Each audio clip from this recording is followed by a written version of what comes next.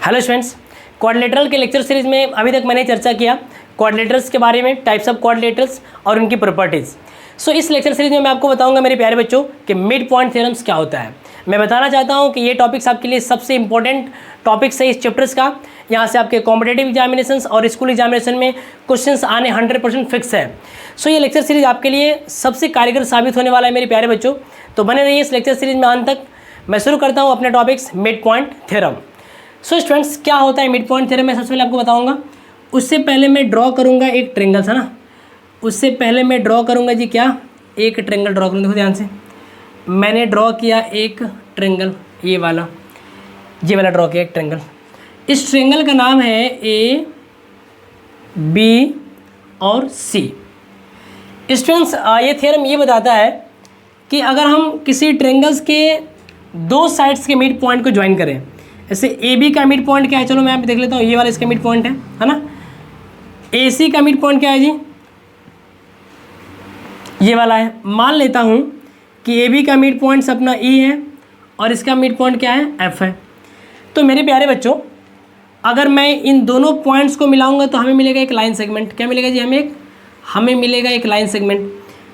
तो थ्योरम ये बताता है कि अगर हम किसी ट्रेंगल के दो साइड्स के मिड पॉइंट को ज्वाइन करें तो ये जो ज्वाइन करने वाली लाइन सेगमेंट है ना, ये थर्ड साइड के पैरेलल होती है ना। ये थर्ड साइड्स के पैरेलल होती है और ये जो लाइन सेगमेंट है ये बी सी की क्या होती है जी, आधी लेंथ की होती है।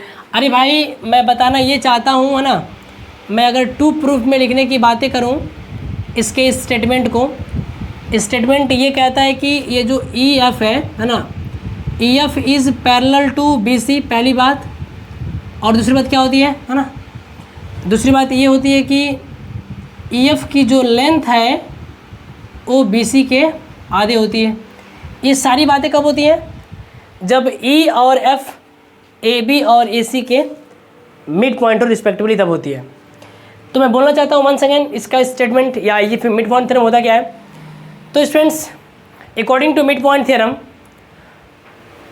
The line segment joining midpoint of any two sides of a triangle is parallel to third side and equal to half of it.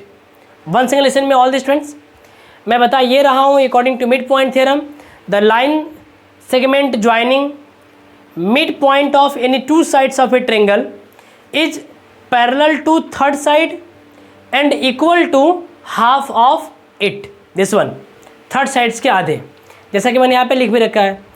तो मैं इस बात को प्रूफ करने जा रहा हूँ मेरे प्यारे बच्चों कि आखिर में ये बातें ट्रू कैसे हैं। अभी तो मैं आपसे ये बोलूँगा कि इस बात को आप याद रखिएगा ना, मिड पॉइंट थ्योरम है, इसे याद रखिएगा कि ई एफ बी सी के पैरेलल होता है और ई एफ की लंबाई लेंथ इस बी सी के हाफ होती है। ये बात आपको याद रखना चाहिए, आपको भेजे में अपने याद रखना है। तो मेरे प्यारे बच्चों, है ना, क्या सोच रहे हो आप, देखो यहाँ पे मैं बताना ये चाहता हूँ, है ना। तो इस बात को प्रूफ करने के लिए मैं क्या करूँगा, सबसे पहले देखो, मैं इस बी ई के पैरेलल एक लाइन ड्रॉ करूँगा जी, है ना। यहाँ से एक लाइन ड्रॉ करूँगा सी से, जिसको मैं नाम दूंगा डी, सी डी, है ना। और मैं अगर इसको ज्वाइन करने की बातें करूँ मेरे प्यारे बच्चों, देखो ध्यान से, थोड़ा सा मैं इसको एक्सटेंड कर दूँ जी, इस वाले को ना एक्सटेंड कर दूँ तो आप देख पा रहे हो ना। थोड़ा इसको नीचे कर लेते हैं, क्यों भाई, थोड़ी टेढ़ी क्यों लग रही हो। ये वाला हो गया, ऐसे हो गया, है ना। अब ठीक है, अब ठीक है जी, देखो ध्यान से, अब ठीक है। तो मैं बता रहा हूँ कि ये मैंने ज्वाइन कर लिया, यहाँ से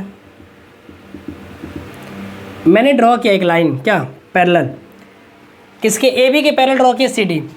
तो इस बात को मैं लिखूँगा अंडर कंस्ट्रक्शन, मैं इस बात को लिखूँगा जी अंडर कंस्ट्रक्शन। तो मुझे यहाँ से ये मिलेगा कि draw C D parallel to, है ना,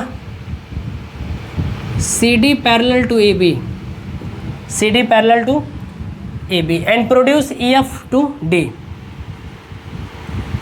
and produced E F to D, है ना। ये दोनों जाकर के वहाँ पे कर दी इंटरसेक्ट। तो चलो मेरे प्यारे बच्चों, करते हैं प्रूफ, इसको करते हैं जी मिड पॉइंट थ्योरम को प्रूफ। कि ये बातें सत्य कैसे हैं, मुझे आपको ये बातें बतानी है और ये इसे याद रखना है हमेशा आपको। अच्छा ये बताओ, अगर मैं यहाँ पे ये दोनों ट्रेंगल चूज़ करूँ जी, हाँ ना, ये वाला मैं एक ट्रेंगल चूज़ करूँ, ये वाला कौन सा, एक कर लेता हूँ ये AFC और एक कर लेता हूँ CFD। देखो ध्यान से, तो अगर ये दो लाइन ऐसे पैरेलल हैं और इसको कोई एक तीसरी लाइन ऐसे काट रही है, देखो ऐसे ऐसे काट रही है ऐसे, तो ये वाला एंगल इसके बराबर नहीं होगा क्या, ये वाला एंगल। अरे मेरी बातें समझ में आ रही है क्या?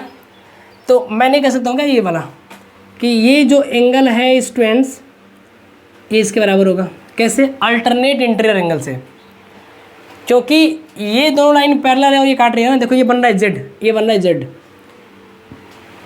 तो एंगल 1 बराबर हो जाएगा एंगल 2 के अल्टरनेट इंटीरियर एंगल। तो मैं प्रूफ में एक बातें लिख देता हूँ ना, लिख देता हूँ यहाँ पे कि हेयर AB जो है कि पैरेलल है किसके, CD के, कहाँ से, फ्रॉम कंस्ट्रक्शन, लिख लेते हैं फ्रॉम कंस्ट्रक्शन। मैं अगर कंस्ट्रक्शन से इस बात को लिखना चाहूँ तो मैं बिना कुछ कह सकता हूँ यार कि एंगल 1 बराबर होगा एंगल 2 के अल्टरनेट इंटीरियर एंगल से, अल्टरनेट इंटीरियर एंगल से, है ना, ये दोनों क्या है, अल्टरनेट इंटीरियर एंगल है, और इसे मैं मान लेता हूँ इक्वेशन नंबर 1।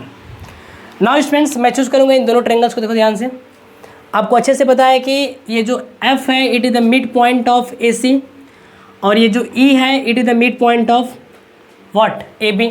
ये बातें आपको गिवन में है, ये बातें गिवन है कि ये दोनों एक दूसरे के बराबर हैं और ये वाले एक दूसरे के बराबर है जी, है ना, ये बातें गिवन में है, आप इसी बात को जरूर लिख लीजिएगा। तो मैं काम करता हूँ, है ना, मैं काम करता हूँ इस ट्रेंगल के अंदर, इन ट्रेंगल, देखो ध्यान से, in triangle AFE and triangle CFD। अरे भाई AFE में एंगल 1 बराबर है उस वाले ट्रेंगल के एंगल 2 के, कैसे, तो सिंपल सा रीजन लिखना है आपको, फ्रॉम इक्वेशन 1। कहाँ से जी, फ्रॉम इक्वेशन 1। अब देखो ये जो AF है ना, AF बराबर हुआ किसके, FC के, या कह सकते हैं CF के। क्यों भैया, क्योंकि F is mid point, F is mid point of AC, ये बातें गिवन है। उसके बाद इस एंगल की मैं अगर बातें करवा ना इसकी, कि ये दोनों वर्टिकली अपोजिट एंगल से इक्वल होंगे, तो AFE मैं बोल रहा हूँ यहाँ पे कि एंगल AFE बराबर होगा CFD के, कैसे, तो वर्टिकली अपोजिट एंगल से। तो आप देख पा रहे हो कि वो एंगल साइड एंगल से, देखो यहाँ पे एंगल साइड एंगल ऐसे कर लेते हैं, और एंगल साइड एंगल से दोनों ट्रेंगल क्या है, कांग्रुएंट है जी। तो मैं कह सकता हूँ कि therefore triangle AFE is congruent to triangle CFD। Reason में मैं सिंपल से कह सकता हूँ यहाँ से, है ना, एंगल साइड एंगल, है ना, क्या हो गया भैया, angle side angle congruence rule, congruence rule, है ना, angle side angle congruence rule से दोनों ट्रेंगल क्या है, ये दोनों ट्रेंगल हैं जी आपके कांग्रुएंट। अगर ये दोनों ट्रेंगल कांग्रुएंट हो गए तो फिर इसके कॉरेस्पॉन्डिंग पार्ट्स बराबर होंगे। तो हम नहीं कह सकते हैं क्या कि इसका ए इसके सी डी के बराबर होगा, आराम से कह सकते हैं जी। मैं बोलना चाहता हूँ कि इसका जो AE है इसके सी डी के बराबर होगा, तो मैं लिख सकता हूँ कि यहाँ पे जो AE है ये इक्वल है CD के, और मैं ये बातें कह सकता हूँ बाई CP/CD, है ना, CP/CD corresponding parts of congruent triangle से मैं ये बातें कह सकता हूँ, और इसे मैं मान सकता हूँ इक्वेशन नंबर 1। अच्छा ये बताओ, अभी आपने प्रूफ कर दिया कि ये CD बराबर है किसके, AE के, लेकिन आप ये बताओ AE किसके बराबर है ना। मैं अगर इस बात को यहाँ पर लिखना चाहूँ मेरे प्यारे बच्चों, मैं अगर इस बात को यहाँ पे लिखना चाहूँ, देखो ध्यान से, मैं अगर इस बात को यहाँ पे लिखना चाहूँ, यहाँ पे ना, यहाँ पे ऐसे, यहाँ पे, तो मैं क्या कह सकता हूँ, देखो आपने लिखा क्या, आपने लिखा कि जो CD है वो बराबर है AE के, या मैंने लिखा है AE is equal to CD, ऐसे लिखा मैंने, AE is equal to CD लिखा, बट देखो, लेकिन देखो, और इसे मैंने माना से क्वेश्चन नंबर 1, तो लेकिन क्या है, लेकिन ये बात है कि ए बराबर है बी के, तो भाई ए जो है कि बराबर है किसके, बी के। ये बातें गिवन में है, क्यों गिवन में, क्योंकि E is the mid point of A B, E is mid point of A B. तो अगर हम इन दोनों इक्वेशन को देखें है ना, यहाँ पे अगर इन दोनों को देखें तो हम कह सकते हैं दैट इम्प्लाइज ये जो बी ई है ना, ये बराबर हो जाएंगी किसके भैया, ये बी बराबर हो जाएंगे किसके, सी डी के। अरे भाई अगर आप इस क्वाड्रिलेटरल को ध्यान से देखो मेरे प्यारे बच्चों, है ना, इसको देखो, अगर आप इस क्वाड्रिलेटरल को ध्यान से देखो, इसको जी, इस वाले को, मैं अगर इसकी नेमिंग लेने की बातें करूं मेरे प्यारे बच्चों, तो मैं नेमिंग में कह सकता हूं जी कि आप देखो इसको, B C D E quadrilateral को देखो, आप इसको देखो, अगर इस क्वाड्रिलेटरल्स का अपोजिट साइड्स इक्वल भी हो और पैरेलल भी, देखो मैंने अभी प्रूफ कर दिया कि बी ई बराबर है सी डी के, है ना, बी बराबर है किसके, सी डी के, और बी ई पैरेलल भी है सी डी के।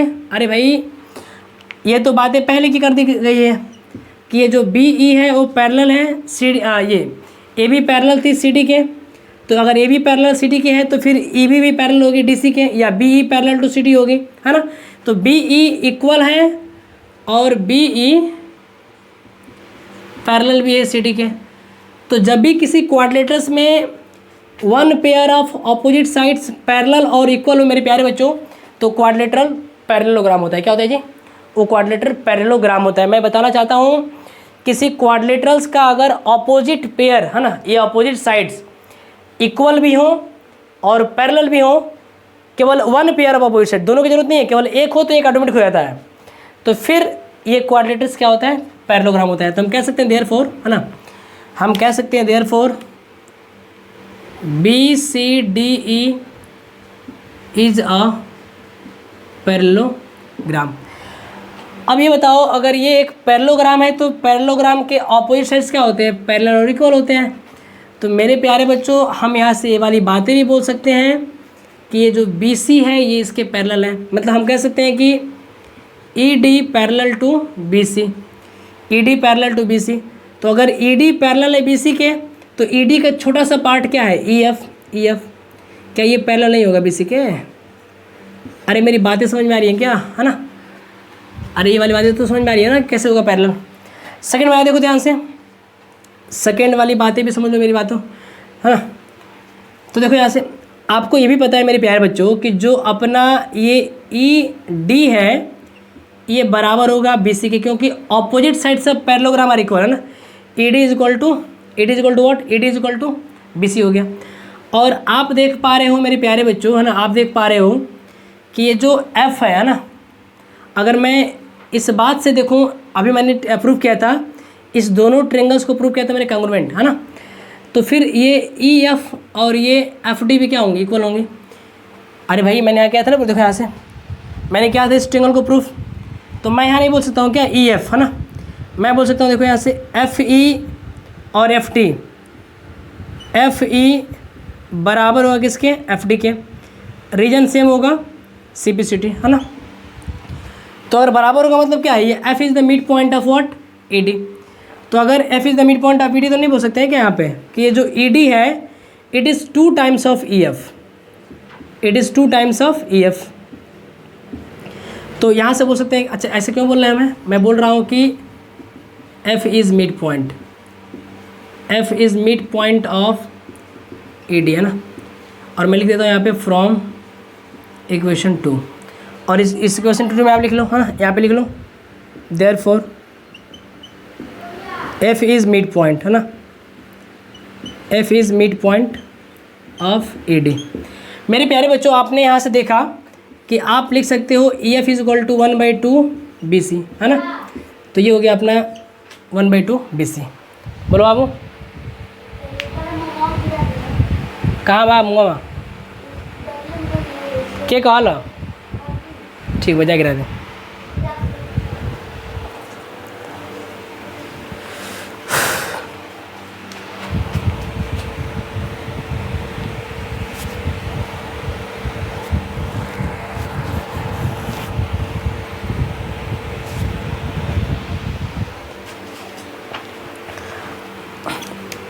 तो ये हो गया था ना। तो अभी आपने देखा मेरे प्यारे बच्चों कि आपने इन दोनों बातों को प्रूव कर दिया ना कि ये दोनों बातें क्या हैं, EF पैरेलल टू BC, ये वाली जो लाइन सेगमेंट है EF ये BC के पैरेलल हो गई, और जो ये EF की लेंथ है वो BC के क्या हो गई जी, हाफ हो गई। तो ये बातें आपको हमेशा याद रखनी है कि कभी भी एक ट्रेंगल्स के अंदर, अगर यहाँ पे कोई ट्रेंगल दे रखा है आपको, है ना, और अगर हम इस ट्रेंगल के मैं ट्रेंगल ऐसे भी ड्रॉ करूँ, ऐसे देखो ऐसे मैं ट्रेंगल अगर ड्रॉ करूँ ऐसे जी, कोई दिक्कत वाली बात नहीं है ना। मैं यहाँ लिख रहा हूँ PQ और यहाँ लिख रहा हूँ जी R, है ना, और मैं यहाँ पे लिख रहा हूँ यहाँ से, है ना, AB, मैं लिख रहा हूँ AB, मतलब A is the mid point of PQ and B is the mid point of PR। तो फिर ये जो AB होगी ना, ये इसके पैरेलल होगी हमेशा। आप ये बातें हमेशा याद रखना कि AB will be parallel to QR, और ये जो AB की लेंथ होगी वो QR के आगे होगी। तो मैं यहाँ कह सकता हूँ कि AB is parallel to QR and ये जो AB की लेंथ है वो आधे होंगी किसके, QR की। ये मिड पॉइंट थ्योरम से बातें आप बोल सकते हो, है ना। तो स्टूडेंट्स अभी हम सॉल्व करेंगे इकोनॉमिकल्स, तब तक आप इसे कॉपी कर दो, वीडियो पॉज कर।